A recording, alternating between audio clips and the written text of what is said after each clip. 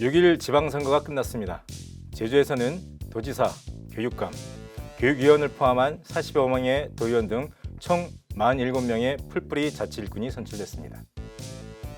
오늘은 그 영광의 주인공전 중에서 현직 교육감과 4년 만에 재대결을 펼쳐서 15% 가까운 차이로 압승을 거둔 김광수 당선인을 모시고 승리 요인과 향후 4년간 교육행정을 어떻게 이끌어갈지에 대해서 자세히 얘기를 나눠보도록 하겠습니다. 안녕하십니까? 안녕하십니까? 예, 먼저 축하드립니다. 예, 감사합니다. 아까도 얘기했지만 예상보다 훨씬 큰 표 차이로 이기셨어요. 고맙습니다. 소감부터 한 말씀 좀 해주시죠. 정말 그 존경하는 도민 여러분 그리고 광수를 지지해준 도민 여러분들께 이 마음속에 있는 고마운 생각을 뭐라고 표현을 해야 될지 정말 모르겠습니다. 정말 감사드리고 앞으로 그 지지해 준 데 대한 보답을 실망을 시켜드리지 않는 걸로 하겠습니다. 열심히 해서 지켜봐 주십시오. 예, 그 이른바 블랙아웃 직전에 발표된 그 여론조사 결과는 제주도에서 4개 언론사가 발표를 했는데 뭐 초접전이었어요. 그런데도 막상 끼워보니까 상당히 큰 표 차이로 승리를 하셨거든요. 그렇게 큰 표 차이로 이기게 된 뭐 승리 요인이랄까요? 어떻게 생각하십니까? 그게 확실합니다. 아마 전국적인 현상인데 제주에 조금 늦게 퍼졌다고 보고 있습니다. 무슨 얘기냐면 학력에 대한 불안감입니다. 학력이 이제 떨어졌다, 학력을 올려야 된다에 대한 그 제가 가까이 하지 못한 학부모들이 나중에 나타나더라고요. 교육감 되시면 우리 아이들 공부 좀 시켜달라고. 그 얘기를 들으면서 이게 저 사실은 초반에 학력이라는 말을 함부로 못 썼거든요. 그 과거 하는 얘기 때문에. 정말 사실 그래요. 학력입니다. 예, 그렇게 또 많이 이렇게 그런 바닥 여론들이 그 학력을 어떻게 향상시킬 것인가에 대해서 우리 후보님한테 많이 몰렸다라는 좀 평가가 나올 수 있을 것 같아요. 그러면 우리 예비 후보 때까지로 거슬러 올라가면 선거 기간 상당히 길었지 않습니까? 뭐 선거 기간 하면서 가장 뭐 힘들었던 기억 뭐 어떤 게 있을까요?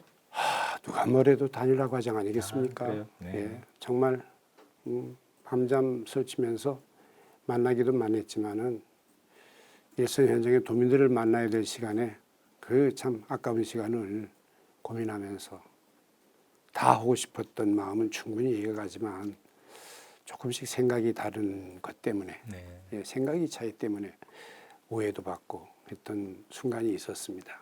지금 생각해도 그때가 제일 이제 힘들었던 순간 같아요. 그래요. 어쨌든 당선인께서는 우리 제주교육의 대개혁을 대변화를 좀 예고를 하셨는데요.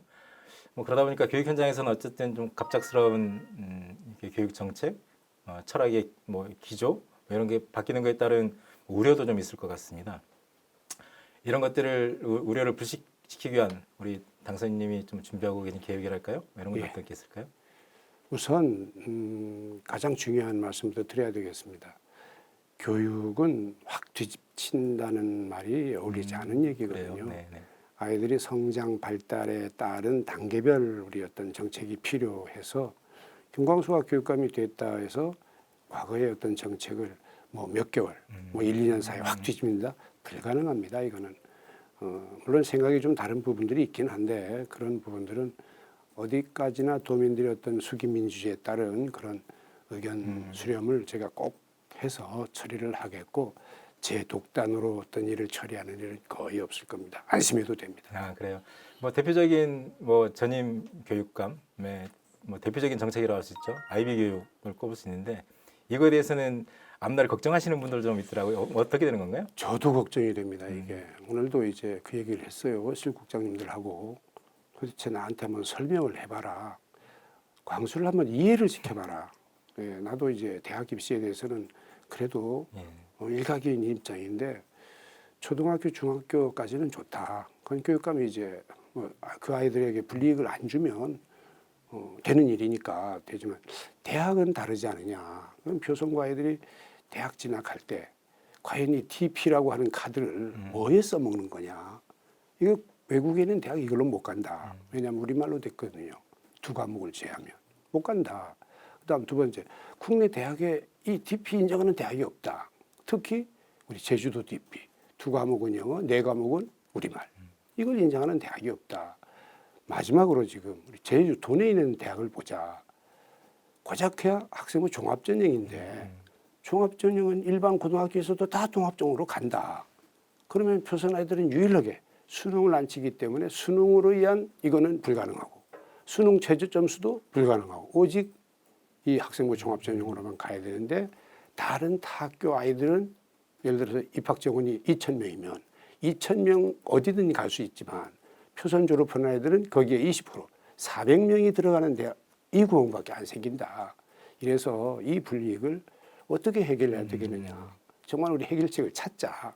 당장 엎을 수는 없고 안 하겠다 할 수도 없고 주민들이나 학부모들이 의논을 대 방법도 없습니다. 그래서 제가 고민해서 생각해낸 게 제주대학이나 도내에 있는 대학들을 어떻게 어떤 그 뭐 의사 과정에서 의사결정 과정에서 좀 무슨 뭘 체결해서 차별이라도 맺고. 예, 그래서 이제 표선 아이들 좀 특혜를 주는 이걸 생각해야 되는데 과연 대학에서 그걸 받아들이겠느냐 이게 입시 정책인데 이거 정말 고민이다 이런 얘기를 계속 나눴습니다. 근데 정말 난감합니다 지금. 예. 풀어야 될 과제가 정말 과제 중에 풀어야 될 큰 과제인데 과제이네요. 예, 그래서 물론 이제 당장 금년 입시는 아닙니다. 지금 2학년이니까 내년 끝난 다음에 입시인데 그 사이에 어떤 변화가 올지는 모르겠지만 여하튼 고민이 말이 아닙니다. 이것 때문에.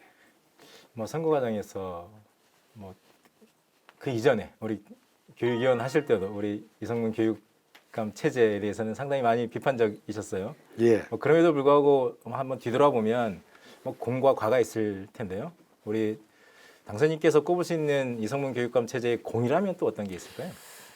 역시 복지 쪽에서는 이제 배울 점들이 좀 있습니다. 그래서 그 공약 중에서 복지 쪽의 공약들은 저도 이제 받아들일 생각이에요. 그래요? 예. 이거 뭐 우리가 요즘 정말 우리 좋은 복지는 앞으로 우리가 지향해야 될 방향이거든요. 이게 그래서 제가 생각하지 못한 부분도 있었고요. 예를 들어서 저는 중학교 입학생들 신입생들에게 이제 노트북을 하나씩 선물로 하겠다고 했는데 상대방은 그 PC를 아예 태블릿 PC로 전 아이들에게 이제 생각을 했는데 가만히 보니까 우리 도내 아이들이 PC 그 보유율이 전국 거의 꼴찌예요. 거의 꼴찌. 이게 창편일입니다.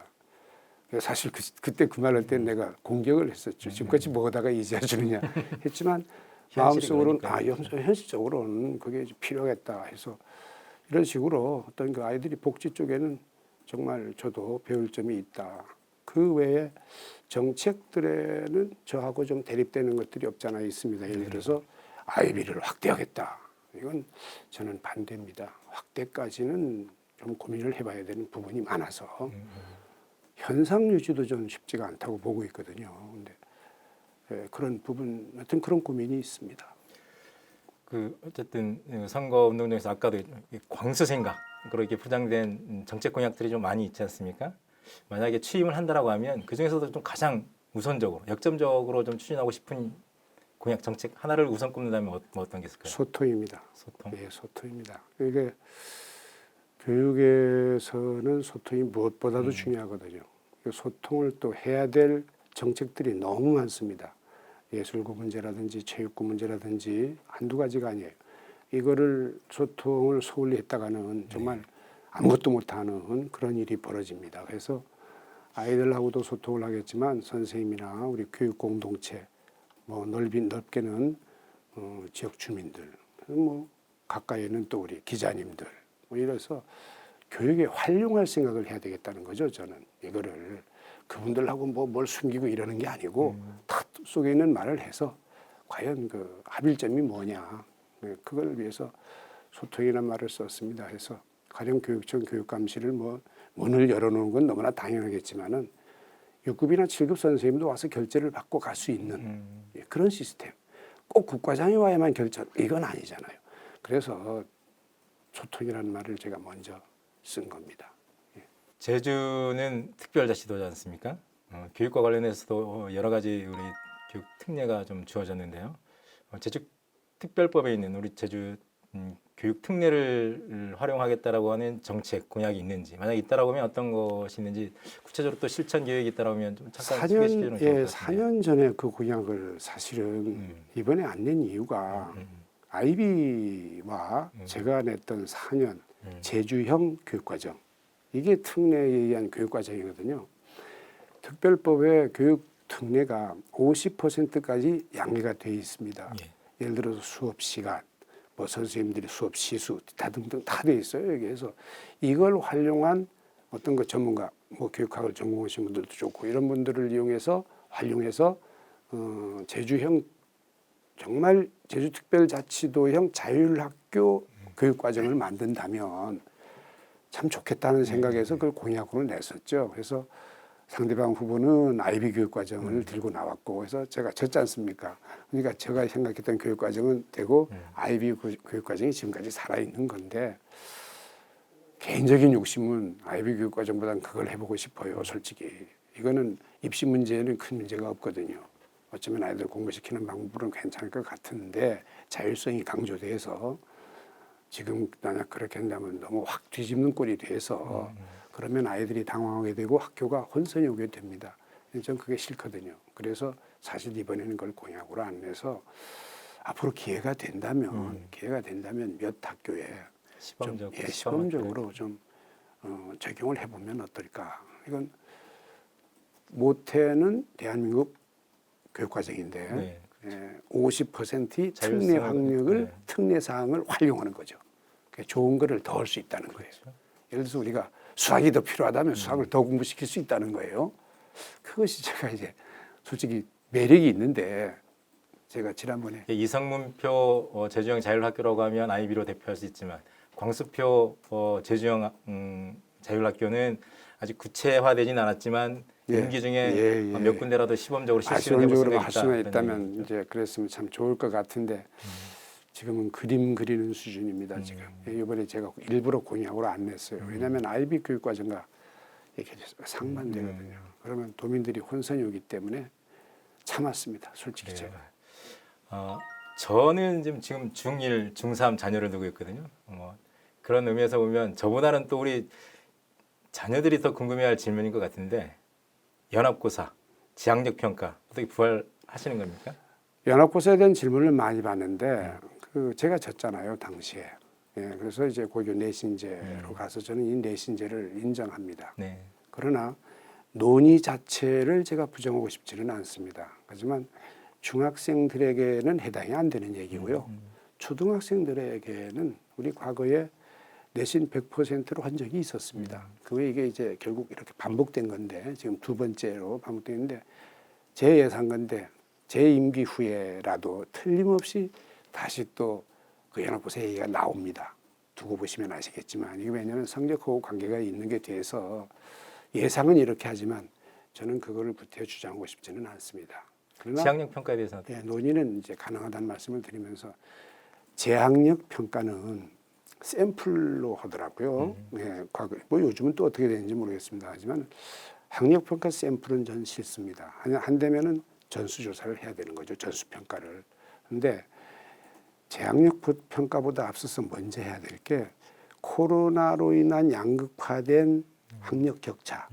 이 진단을 먼저 할 진단 평가가 시급합니다. 진단 평가를 한 후 고민하겠습니다. 재학력 평가는. 물론 공약에는 하겠다는 얘기가 있었는데 당장 어떻게 하겠다는 얘기는 아니고 그 아까 말씀드린 진단 평가를 우선해서 그걸 보고 이제 판단을 하겠습니다. 뭐 다소 논쟁적 사안일 수는 있는데요. 우리 서귀포시 우회도로 건설과 관련해서 우리 당선인께서는 학생문화원과 도서관을 이전하겠다라고 이렇게 하셨는데 현실적으로 가능한지에 대해서 좀 퀘션 마크를 다하시는 분들 꽤 있어요. 꽤 있습니다. 그런데 그 보니까 제가 자세히 봤습니다. 그래서 그때 일부러 제가 그걸 이슈화하기 위해서 결론만 말씀을 드린 부분이 있는데 현재 거기에 한 4개의 기구가 들어가 있죠. 유아교육, 제주유아교육진흥원이 있고요. 서귀포 학생문화원이 있고요. 도서관이 있고 뭐 국제교육원가 또 있죠. 거기에서 4개 있는데 유아교육진흥원 건물은 따로 되어 있습니다. 나머지 셋은 한 건물에 있어요. 제가 교육위원 할 때부터 도서관은 빼야 된다. 아니면 도서관을 여기 두고 학생문화를 빼야 된다. 이런 말들이 있었습니다. 사실은. 서귀포 시내에 교육용 부지가 좀 있는 걸로 알고 있습니다. 제가 아는 상식으로는. 근데 이번에 그 우회도로 도로 문제가 나와서 뭐 지하도니 뭐니 등등 나와서 주민들이 뭘 원할까를 저보다 훨씬 먼저 이게 사실 수십 년 된 얘기거든요. 그냥 길을 만들어 달라 관통시켜서 길을 만들어 달라는 게 그 우세하답니다. 그게. 그러면 제가 이런 생각을 했죠. 길은 옮기지 못하지 않습니까? 길은. 그리고 영원한 겁니다. 그리고 주민 편의가 먼저예요. 하지만 학교는 또 모르겠지만 교육시설은 얼마든지 옮길 수 있다는 전제하에 지금 그 잔디광장이 문제가 되는데 학생문화원을 만약 옮길 수만 있다면 그 자리에 잔디광장을 만들어서 또 그만큼 서귀포시에서 용지도 제한을 했더라고요. 보니까 그냥 무작정 한 게 아니고 이미 서귀포시에서 여러 단계를 거쳐서 고민을 한 부분이 있더라고요. 단 하나 건축비인데 문제는 건축비인데 그거는 제가 볼 때 그 학생문화를 따로 지른다고 해가지고 제주도교육청 재정에 큰 문제가 있다고 판단하지는 않습니다. 그래서 기회가 되면 길을 우선 만들어 놓고 정 불편하면 학생문화원을 옮겨서 도서관하고 별도하면서 그 자리에는 잔디광장을 조성해서 제주유아교육진흥원이 제대로 되게끔 그게 이제 정답이다. 제가 보기엔 그렇게 생각을 하고 있습니다. 네, 이제 뭐 인터뷰가 좀 마지막으로 좀 가는 것 같은데요. 어쨌든 이제 진보교육감에서 보수성향 교육감으로 이렇게 어쨌든 체제가 변환이 되지 않습니까? 그러다 보니까 현장에서는 이게 너무 많이 바뀌는 거 아니야? 이런 뭐 두려움, 우려도 좀 있을 텐데 이런 것들을 좀 불식시키기 위해서라도 뭐 차분한 인수인계 과정이 좀 필요하다고 좀 보이는데요. 인수위원회 구성과 관련해서 어떤 구상을 갖고 계신지. 지금 안 그래도 이제 오늘 실국장님들하고 얘기를 했습니다. 사실 저 개인적인 생각으로는 인수위원회를 꾸리지 않고 그냥 업무보고 정도로 할 수도 있었는데 또 한 8년 이렇게 하다 보니까 손봐야 될 부분들이 있다고 주장하는 사람들이 있습니다. 그래서 그렇다면은 뭐 조례나 법이 테두리 내에서 한번 가보자 해가지고 저쪽 저 어디입니까?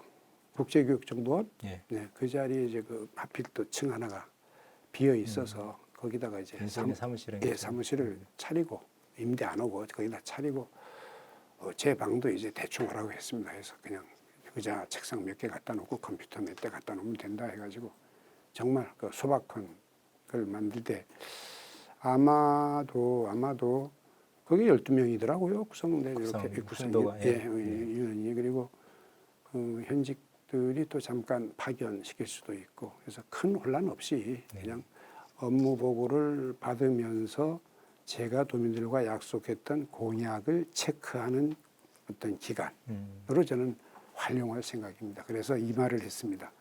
인수위원회와 관련해서 제주도 교육청에서 공문 만들지 말라. 제가 그랬습니다. 오늘 공문 만들지 말라. 괜히 공문까지 해서 무슨 자료 만들고 어쩌고 저쩌고 이거 좀 하지 말아달라 부탁을 했습니다. 근데 얼만큼 먹힐지 모르겠습니다만은 또 이게 공무원들이라는 게 또 그거 안 하면 또 하는 일이 없는 것처럼 보일까봐 또 그런 측면도 좀 있고요. 그래서 그게 저는 걱정이 돼서 그렇지 않아도 바쁜데 괜히 그 뭐 인수위원회 때문에 또 무슨 자료 통계내고 막 이러는 거 싫어가지고 그렇습니다. 저도 도의회 출입을 한 10년 넘게 좀 하다 보니까 그러니까 매번 이게 반복되어지는 이제 뭐 도정 질문, 교육 행정 질문 그리고 그에 따른 이제 뭐 행정사무감사 이렇게 보면 공무원들이 제일 많이 힘들어하고 하는 게 이 자료 만드는 거더라고요. 그러면 그렇죠. 교육위원님도 직접 하셨기 때문에 미리 그 부분에 대해서는 우리 공무원들의 그 업무 경감 차원에서도 한번 그 의회 측하고 만나서 좀 통 크게 좀 협의하는 과정을 좀 가졌으면 좋겠어요. 좀 바람입니다. 그건. 좋은 지적입니다. 좋은 지적이고 특히 요즘 우리 교육청 행정직 공무원 분들은 약간의 불안이 있는 게 또 다른 부분이 있습니다. 그 전임자의 그 뭐 교육 중심 뭐 이런 시스템 때문에 선생님들을 뭐 예를 들어 수업만 한다 하는 문제 했더니 이제 행정직은 그럼 우린 뭐냐 이런 거예요. 이제 이게 여기서 그 왜 지난번에 교육청 정원에서 농성도 하고 그렇지 않습니까? 예. 그래서 이 갈등을 제가 풀어야죠. 제가 풀어서 선생님들 입장도 살리고 또 우리 행정직 이분들도 좀 숨통을 쉬게 하는 부분. 그리고 마지막으로 일자리 창출 차원에서 좀 뽑겠습니다. 이게 아이고 없는 돈도 만들어서 지금 주적은 발인데 이 사람을 좀 뽑아서 교육청에 뽑아서 뭐 기백 명 아니면 뭐 수백 명이라도 좋습니다. 좀 뽑아서 활용을 좀 하려고 그래요. 일부러도 하는데 할 수 있는 권한도 있고 예산도 있는데 왜 못합니까? 그래서 이제까지 그 아는 이유를 모르겠습니다만은 사람이라도 뽑아서 이제 일을 시키는 이런 생각을 제가 지금 하고 있습니다. 예, 뭐 지금까지 좀 많은 얘기를 좀 해주셨는데요. 못한 얘기도 좀 있을 거고 우리 교육가족들, 우리 도민들한테 좀 당부하고 싶은 얘기도 좀 있을 텐데요. 마지막으로 우리 도민들 향해서 교육가족 향해서 좀 해주고 싶은 얘기 좀 하는 걸로 하면서 인터뷰를 정리하도록 하겠습니다. 네, 고맙습니다. 존경하는 도민 여러분, 그리고 정말 사랑하는 우리 교육가족 여러분, 저 김광수를 지지해줘서 감사의 말씀을 드리면서 한 가지 약속드리겠습니다. 모든 분야, 모든 분들을 다 포용하겠습니다. 모든 정책 역시 다 포용하되 저와 저의 생각과 좀 대립되는 부분들을 정리하면서 우리 아이들의 미래나 도민들이 미래를 고민하는 그런 교육감 김광수가 되도록 애쓰겠습니다. 이제 지켜봐 주십시오. 고맙습니다. 네, 수고하셨습니다.